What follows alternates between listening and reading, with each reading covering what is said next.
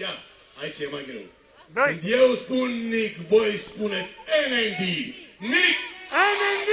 Nic! NND! Gata? Dă-i! Ăla e.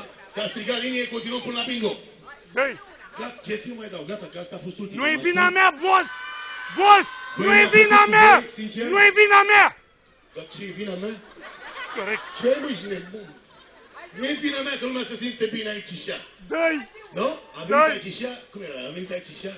Berea caldă, sucul caldă, totul caldă. Nu-i vina mea, Nic. Nu știți, bă, nu aveți TikTok-ul sau nu? Băi, Ba. ăștia, bă, nu mă faceți ăștia 40 plus, mă faceți de așa, n-aveți TikTok? Ba da, te urmăresc. Stai mă că numai cu tu vorbești. Oh, come Numai on! cu tu vorbești. Pentru tine am venit.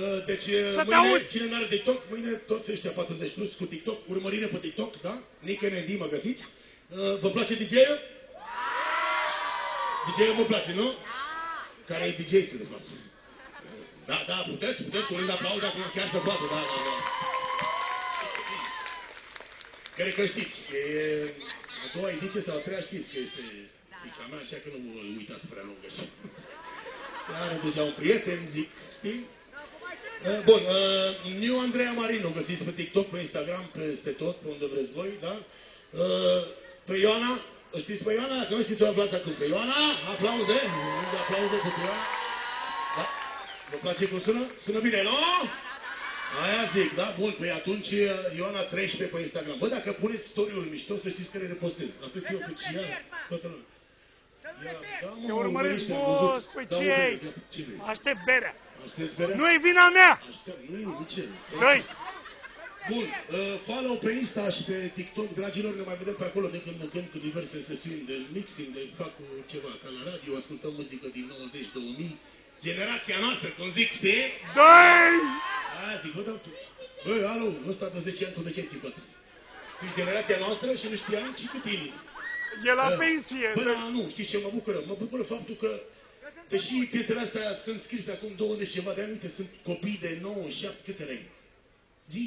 Nu mata alebrei care e 74. Vorbea cu ăsta.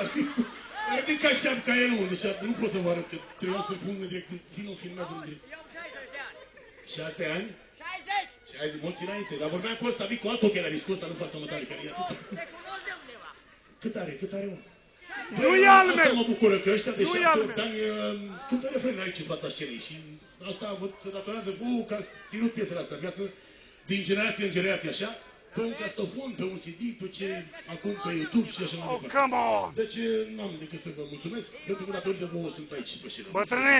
Mulțumesc tuturor!